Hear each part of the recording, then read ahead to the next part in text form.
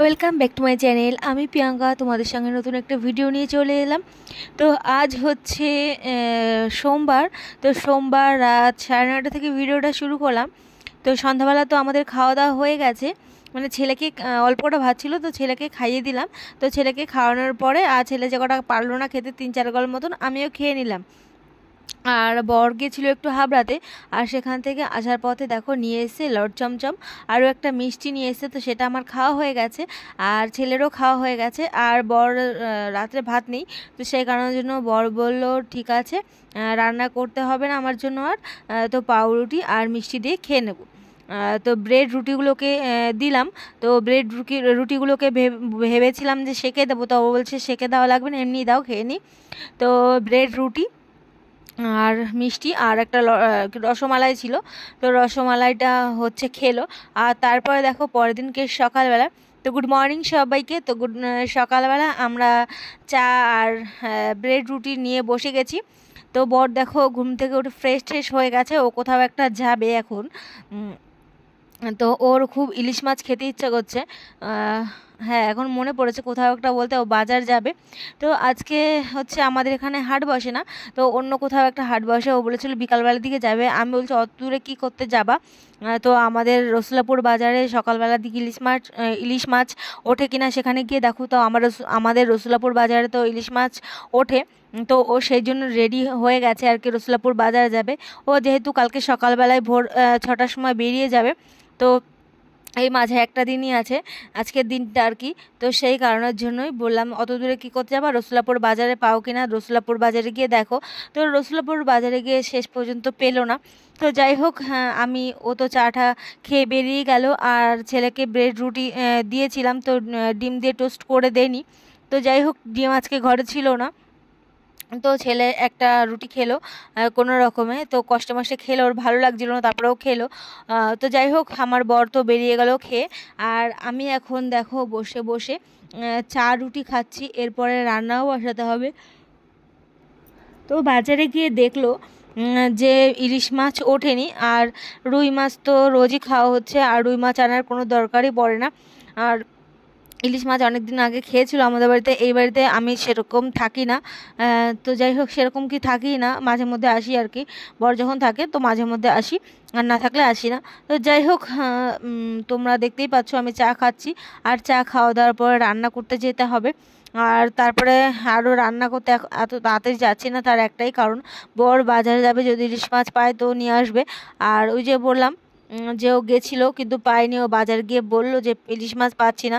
তো কি করব? আমি বলছি ঠিক আছে, যদি না পাও তো চলে আসো, আর কিছু টুকিটাকি জিনিসপত্র কিনতে হবে, সার্ফ সাবান আরও টুকিটাকি জিনিস কিনতে হবে। আমি যদিও বা না থাকি বেঁধে, যখন মাঝে মধ্যে আসবো তখন তো এই সমস্ত জিনিসগুলো প্রয়োজন হয় না, তো সেই কারণের জন্যই বলেছিলাম। তো যাই হোক, সারাদিনের আর ভিডিও শেয়ার করলাম না, একবারে চলে আসলাম সন্ধ্যাবেলা। আর সন্ধ্যাবেলা ও গেছিলো কালীবাজার, কালীবাজার থেকে তারপরে দেখো নিয়ে নিয়ে আসলো ইলিশ মাছ। তো মাঝারি সাইজের ইলিশ পেয়েছিল, আর ইলিশের যে দাম, মানে নরম ছিল সেই ইলিশগুলো 500, আর একটু ইয়ে ছিল সেগুলো 600, এইগুলো হচ্ছে 700 টাকা করে নিয়েছে। তো আরও ছিল 1000-1200 টাকা করে। তো আমি বললাম যে অত দামে রান্নার দরকার নেই, সে একই তো টেস্ট হবে, বা ওই অত বড়গুলো একটু ডিম হতে পারে।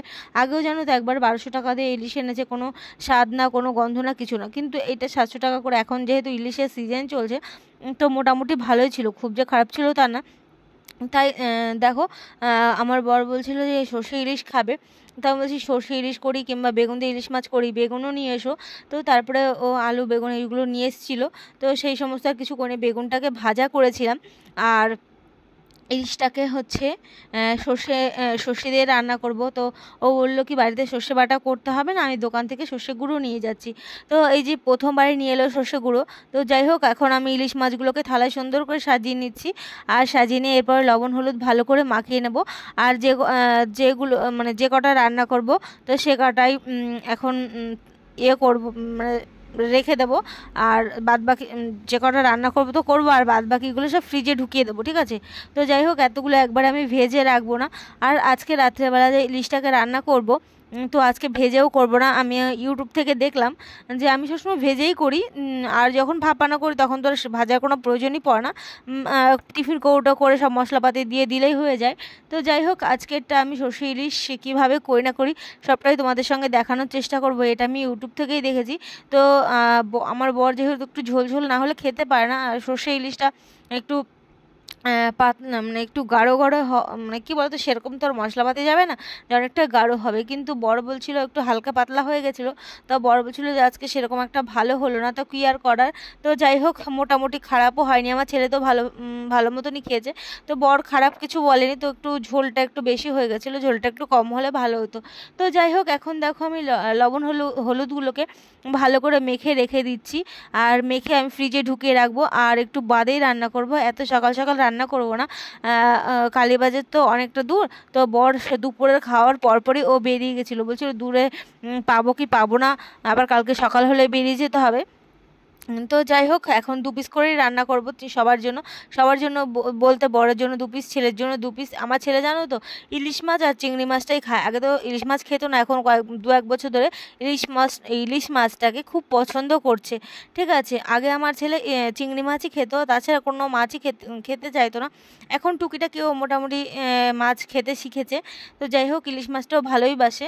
তো বললো কি মা 1 পিস হচ্ছে ইলিশ মাছ আমাকে ভাজা করে দেবে। তারপরে ভাবলাম কি ছেলের যখন ভাজা করব, ছেলের বাবার জন্য 1 পিস ভাজা করে রাখি। তো ওদের দুজনাকে 2 পিস করে দেবো, আমি 1 পিস খেয়ে নেবো। তো যাই হোক, তারপরে দেখো কিছুক্ষণ একটু জিরিয়ে নিলাম, ফ্রিজের মধ্যে আর কি রেখে দিয়েছিলাম মাছটাকে। তারপরে একটু বরের সঙ্গে একটু রাস্তার দিকে ঘুরতেও গেছিলাম। তারপর ঘুরে এসে ভাবলাম কি তাড়াতাড়ি করে রান্নাটা বসিয়ে দিই। তো যাই হোক, এই সর্ষে ইলিশ দিয়ে তো শুধু আর খাওয়া হবে না। তো যাই হোক, তারপরে ভাবলাম কি তাহলে বেগুনটা যখন এনেছে, তো বেগুনটা ভাজাও করিনি, আবার কালকে ভোরবেলা তো চলেই যাবে ও। তারপরে ও বলেছিল যে সকালবেলা রান্না করে দেওয়ার কথা। তারপরে আমি জানি যে আমার বর 8টা-9টা বাজলেও মানে খেতে চায় না, 10টা বাজলে অনেক সময় খাওয়ার কথা বলে রেগে যায়। তো যাই হোক, আর অত সকালে তো কিছুতেই খাবে না ও। তারপরেও বলেছিল, কি মনে হয়েছে জানি না, ইলিশ মাছের জন্য হয়তো বা বলেছিল। সকাল 6টার সময় কোনো মানুষই খেতে পারে না। তারপরেও বলেছিল, অনেকে যখন যায় কাজ আমি দেখি যে খেয়ে যায় আবার নিয়ে যায়, সেরকম একটা যদিও বা খেতে পারে না, অল্প কিছু হলেও খাওয়ায়। তা আমার বর বলেছিল, কিন্তু তারপরেও ভাবলাম যে ও এখন এরকম বলছে, কালকে কিছুতেই খাবে না। তারপর বললাম ঠিক আছে, দেখা যাবে, কালকে সকালবেলা করে দেবো। তো তারপরে সকালবেলা তো বলেছিলাম, কিন্তু খাইনি। তো সকালবেলার ভিডিওটা পরে দেখতে পাবে যে কি করে দিয়েছিলাম না দিয়েছিলাম। তো যাই হোক, এখন আমি বেগুনগুলোকে কেটে লবণ হলুদগুলোকে মাখিয়ে নিয়েছি, আর এখন আমি হচ্ছে ভেজে নেব কড়াইতে।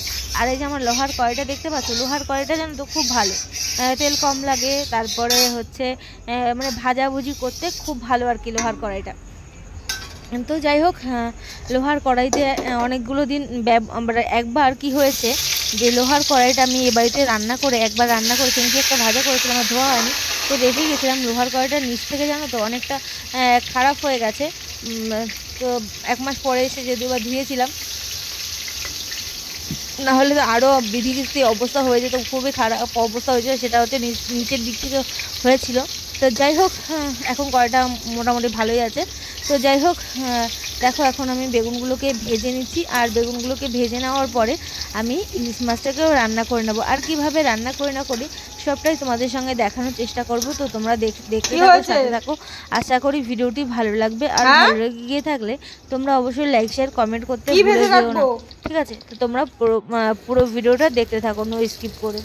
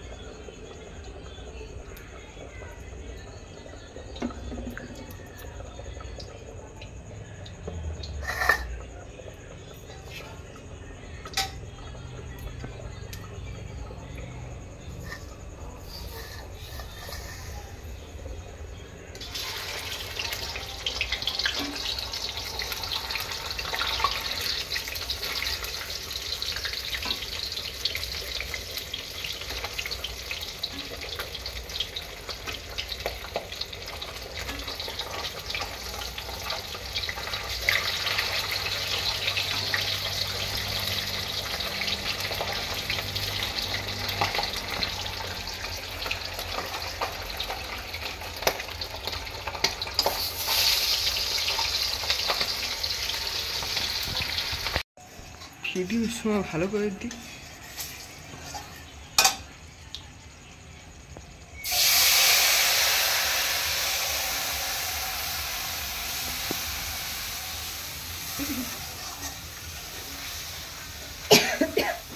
তো বন্ধুরা তোমাদেরকে বলে দিই যে সর্ষে ইলিশ কীভাবে করলাম আমি।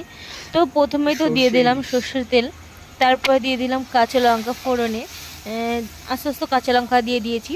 তো তারপরে দিয়ে দিলাম কালো জিরা, হলুদ, লঙ্কা গুঁড়ো এই সমস্ত দিয়ে একটুখানি কষিয়ে নিলাম। তারপরে দিয়ে দিলাম সর্ষে গুঁড়ো, আর সর্ষে গুঁড়ো দেওয়ার পরেই সর্ষে গুঁড়োটাকে দেইনি তখন। তো সর্ষে গুঁড়োটাকে দেওয়ার পরে তারপরে দিয়ে দিলাম জল, ঠিক আছে। তো জলটা যখনই ফুটে উঠেছে তখনই দিয়ে দিলাম ইলিশ মাছগুলোকে। আর ইলিশ মাছটা যখনই দেখবো যে একটুখানি সিদ্ধ হয়ে গেছে তখনই একটুখানি কি যতটা লাগবে ততটা পরিমাণ সর্ষের গুঁড়ো আমি দিয়ে দিচ্ছি। এই যে দেখো জলের মধ্যে আমি সর্ষেগুলোকে গুলে নিচ্ছি। সর্ষেগুলোকে গুলে নিয়ে সর্ষের গুঁড়োটাকে গুলে নিয়ে তারপরে ওই ঝোলের মধ্যে দিয়ে দেবো। তারপরে ঝোলটা যখন আবার টকবক করে ফুটে উঠবে, যতটা আমার ঝোল প্রয়োজন ততটা রেখে তারপরে আমি গ্যাসটাকে অফ করে দেবো, ঠিক আছে। তো তারপরে তো খাবার সার্ভ করব। আর খাবার খাওয়ার সময় তোমাদের সঙ্গে আর ভিডিওটা শেয়ার করতে পারিনি। আর আমার ইলিশ মাছের ঝোলটা কেমন হয়েছে তোমরা বলো। তো তোমাদেরকে তো প্রথমেই বলেছি ঝোলটা একটু পরিমাণে বেশি হয়ে গেছে, এতটা ঝোল রাখা ঠিক না। তো তারপরে আমার ভাবলাম কি যে আমার বর তো একটু ঝোল না হলে ভালো খায় না। তারপরে দেখলাম যে ওই বললো যে ঝোল হয়ে গেছে, ওর জন্য ভালো লাগেনি, যদি আরেকটু ঝোল কম হতো আর একটু ভালো হতো। তো যাই হোক, এখন দেখো মাছের ঝোলটা টকবক করে ফুটে উঠেছে, আর কিছুক্ষণ রেখেই তারপরে নামিয়ে ফেলবো, ঠিক আছে। তো যাই হোক, আবার পরের ভিডিওতে দেখা হচ্ছে, কথা হচ্ছে। ততক্ষণ তোমরা সবাই ভালো থেকো, সুস্থ থেকো। তো টাটা, বাই বাই।